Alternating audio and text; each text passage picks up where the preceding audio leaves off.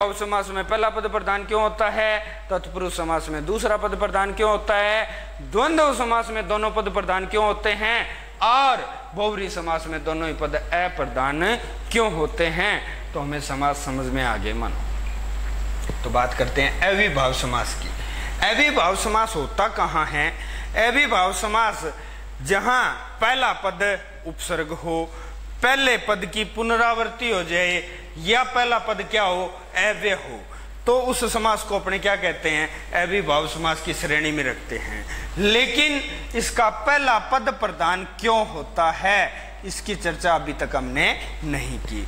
तो बात करते हैं पहला पद प्रधान क्यों होता है। यदि पहला पद प्रधान समझ में आ गया तो हमें समझो कि अविभाव समझ में आ गया। तो बात करते हैं अविभाव समास के पहले पद में। अभी बात कर रहे थे पहला पद क्या कह रहा है कि उपसर्ग हो, पहला पद की पुनरावृत्ति हो जाए, या पहला पद क्या हो, अव्यय, तो समास कौन सा होता है, अविभाव समास होता है। देखिए इस समास का नाम क्या है, अविभाव, यानी अव्यय का भाव देगा, अव्यय का भाव देगा। मतलब यहां पर जो शब्द आएंगे उनके लिंग वचन नहीं बदले जाएंगे। अव्यय या अविकारी शब्द किसे कहते हैं, वे शब्द जिनके लिंग वचन नहीं बदले जा सकते, यानी लिंग वचन काल कारक वाच्य के कारण जिन शब्दों में कोई परिवर्तन नहीं आता वो शब्द क्या कहलाते हैं, अव्यय शब्द कहलाते हैं। यहां जो शब्द होंगे वो वास्तव में अव्यय नहीं होंगे, वो क्या होंगे, पहले पद के कारण अव्यय का भाव देंगे। जैसे बात करें ये जो आपका दिन शब्द है, अब दिन शब्द के लिंग वचन बदल सकते हो कि नहीं बदल सकते। दिन शब्द को बहुवचन में प्रयुक्त करेंगे तो क्या हो जाता है, दिनों। लेकिन इस दिन शब्द से पहले मानो आपने लगा दिया प्रति, कौन सा उपसर्ग लगा दिया, प्रति उपसर्ग इससे पहले लगा दिया। अब प्रतिदिनों होता है क्या, प्रतिदिनों कभी नहीं होगा, यानी अब इसके लिंग वचन नहीं बदले जाएंगे। किसके कारण नहीं बदले जाएंगे, इसका पहला पद कौन सा है, ये है, ये पद कौन सा है इसका पहला, पहले पद के कारण पूरा पद अव्यय का भाव दे रहा है, यानी अव्यय की तरह प्रयुक्त हो रहा है। अव्यय क्या होते हैं, उनके लिंग वचन काल कारक वाच्य में परिवर्तन नहीं आ सकता। यहां पहले पद के कारण पूरा पद क्या बन रहा है आपका, अव्यय, इसलिए इसका पहला पद क्या होता है, प्रधान। दूसरी बात करें, इसकी दूसरी विशेषता क्या थी कि पहले पद की पुनरावृत्ति। पहले पद की पुनरावृत्ति में हम बात करें, जैसे है पल शब्द, अब पल शब्द के वचन बदल सकते हो कि नहीं बदल सकते, पलों हो जाएगा कि नहीं हो जाएगा, हो सकता है जी, क्योंकि इसके वचन बदले, उन पलों की याद आ रही है, बहुवचन में प्रयुक्त कर रहे हैं। अब पल शब्द की अपने करते हैं पुनरावृत्ति, पल कहाँ है, पहले पद में, अब इसकी पुनरावृत्ति कर दी, अब ये क्या हो गया, पल पल। अब पलों पलों हो सकता है क्या, नहीं हो सकता। किसके कारण नहीं हुआ, पहले पद के कारण। पहले पद की पुनरावृत्ति से पूरा पद किसका भाव दे रहा है, अव्यय का भाव दे रहा है, इसलिए इसका कौन सा पद प्रधान होता है, भी पहला पद प्रधान होता है। अविभाव समास में दो चीजें देखी, पहला पद उपसर्ग, उपसर्ग आने से पूरा पद क्या बन गया आपका, अव्यय।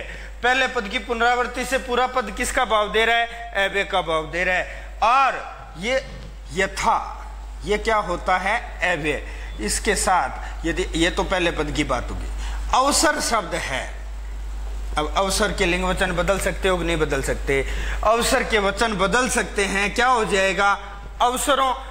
अब इस अवसर से पहले यथा लगा दो, शब्द क्या बन जाएगा, यथावसर। इस यथा अवसर के अब लिंग वचन नहीं बदले जाते, किस पद के कारण है, पहले पद के कारण, इसलिए ये क्या बन गया आपका, अव्यय का भाव दे रहा है, इसीलिए इसका कौन सा पद प्रधान होता है, पहला पद प्रधान। अब एक बात और सुनिए ढंग से, अविभाव समास की तीन विशेषताएं आ गई हमारे पास। तीन विशेषताएं क्या है, पहला पद उपसर्ग हो, पहले पद की पुनरावृत्ति हो जाए, पहला पद अव्यय हो। ये पहले पद में आने के बाद पूरे पद को क्या बना देते हैं, अव्यय, यानी जिसके लिंग वचन नहीं बदले जा सकते, किसके कारण, पहले पद के कारण, इसलिए इसका कौन सा पद प्रधान हुआ, पहला। यहां अपने बात करेंगे कहां पर, तत्पुरुष समास में। तत्पुरुष समास में होता है विभक्तियों का लोप। किसका लोप होता है? विभक्तियों का लोप। लेकिन यहां देखिए, जैसे शब्द है अपने पास दरअसल, कौन सा शब्द है? दरअसल। तो इसका जब विग्रह करेंगे तो क्या हो रहा है? असल में। इसका विग्रह करेंगे तो विग्रह क्या हो रहा है इसका? असल में। अब में क्या होती है? विभक्ति। और विभक्तियों का लोप तो अपने आगे सीखेंगे कहां होता है? तत्पुरुष समास में। तो भी अब इसको कैसे माने? अविभाव समास में कैसे आ गया? दूसरा एक शब्द और ले लें, यथाशक्ति। यथाशक्ति, इसका विग्रह करेंगे तो क्या होगा? शक्ति के अनुसार। शक्ति के अनुसार। अब विभक्ति का लोप तो यहां भी हो रहा है, और विभक्ति का लोप अपने जाके सीखेंगे कहां पर? तत्पुरुष समास में होता है। आपने सुना होगा तत्पुरुष समास में किसका लोप होता है? विभक्ति का लोप होता है। तो यहां इस अविभाव समास में भी विभक्ति का लोप रहा है। तो इसको समझिए, अविभाव की मुख्य विशेषता ये एक ही है कि पहले पद के कारण पूरा पद अव्यय बन गया। यहां अब यथाशक्ति लिखने के बाद में यथाशक्तियों नहीं हो सकता। पहले पद के कारण पूरा पद अव्यय है, यानी दूसरे पद के लिंग वचन नहीं बदले जा रहे हैं, चाहे विभक्तियों का लोप हो। समास कौन सा होगा आपका? अविभाव समास। तो समझ में आया अविभाव समास। अविभाव समास की क्या विशेषता? 3 विशेषता हैं। पहला पद उपसर्ग, पहले पद में पहले पद की पुनरावृत्ति, और पहले पद में क्या आ जाए? अव्यय। ये तीनों आने के कारण पूरा पद क्या बन जाता है आपका? अव्यय। इसलिए इस समास को हम क्या कहते हैं? अविभाव समास कहते हैं। बात करते हैं तत्पुरुष समास की। तत्पुरुष समास में कौन सा पद प्रधान बता रहे बेटा? दूसरा या परपद प्रधान। तो ये क्यों होता है? दूसरा पद प्रधान क्यों होता है? एक ही समास ऐसा है जिसमें दूसरे पद के लिंग वचन नहीं बदले जाते। किसके कारण? पहले पद के कारण। यहां तो लिंग वचन बदले जाएंगे, तत्पुरुष समास में लिंग वचन बदले जाएंगे, और किसके अनुसार बदले जाएंगे? दूसरे पद के अनुसार बदले जाते हैं। विभक्तियों का लोप और दूसरे पद के लिंग वचन बदले जाएं तो समास कौन सा होगा आपका? तत्पुरुष समास। यहां पर दूसरे पद की प्रधानता का कारण, मुख्य कारण क्या है? कि दूसरे पद के अनुसार विभक्ति के लिंग वचन होते हैं। लिंग वचन किसके अनुसार प्रयुक्त होंगे? दूसरे। जैसे यहां आपने देखें, अभी जो अपने शब्द लिया था रसोई घर, इसका पहला पद क्या है? रसोई, और दूसरा पद क्या है? घर। अब इसको बहुवचन में प्रयुक्त करना है तो क्या ऐसे थोड़ी करोगे? रसोइयों घर हो सकता है? नहीं होगा, क्योंकि लिंग वचन किसके अनुसार आएंगे? दूसरे के अनुसार। वचन किसका बदला जाएगा? घर शब्द का। और क्या होगा? रसोइयों घर। रसोई घरों। क्या होगा? रसोई घरों की सफाई करो। क्या रसोइयों घर की सफाई करो? नहीं। क्या होगा? रसोई घरों की सफाई। यहां लिंग वचन किसके अनुसार आ रहे हैं? दूसरे पद के अनुसार। इसलिए यहां कौन सा पद प्रधान हुआ? भी दूसरा पद प्रधान। अब इस समास की विशेषता क्या रहेगी? इस समास की विशेषता यह है कि जो कारक की विभक्तियां होती है उनमें से कर्ता तथा संबोधन कारक की विभक्तियों के अतिरिक्त अन्य किसी भी कारक की विभक्तियां प्रयुक्त होती है। किसमें? तत्पुरुष समास में। कौन कौन से कारक को छोड़कर? कर्ता एवं संबोधन कारक को छोड़कर। बीच में कितनी बच गई? 6। कौन कौन सी? कर्म, करण, संप्रदान, अपादान, संबंध तथा अधिकरण। इन विभक्तियों का लोप कहां होगा? तत्पुरुष समास के अंदर होगा। लेकिन सावधानी ये रखनी है, विभक्तियों का लोप और दूसरे के लिंग वचन बदले जाएं तो ही समास कौन सा होगा आपका? तत्पुरुष समास होगा। अन्यथा समास कौन सा हो जाएगा? अविभाव। क्योंकि यहां आपको बता के आया हूं कि विभक्ति का लोप तो यहां भी है, लेकिन दूसरे पद के लिंग वचन नहीं बदले गए। विभक्ति का लोप यहां भी है, दूसरे पद के लिंग वचन नहीं बदले गए, तो समास कौन सा हुआ आपका? अविभाव समास। विभक्ति का लोप और दूसरे पद के लिंग वचन बदले जाएं तो समास कौन सा होता है आपका? तत्पुरुष समास होता है। जैसे कृष्णार्पण, कृष्ण को अर्पण। हस्तलिखित, हस्त से लिखित। यहाँ दूसरे के लिंग वचन बदले जा सकते हैं।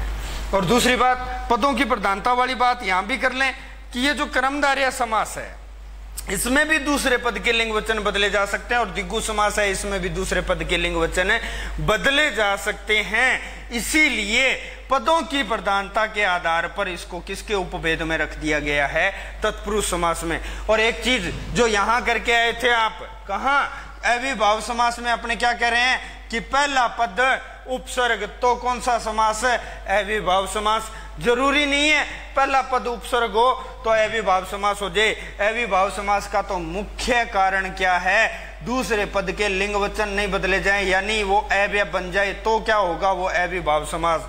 जैसे यहाँ इसके दूसरे पद की बात कर लें, सुपुत्र, सुपुत्र।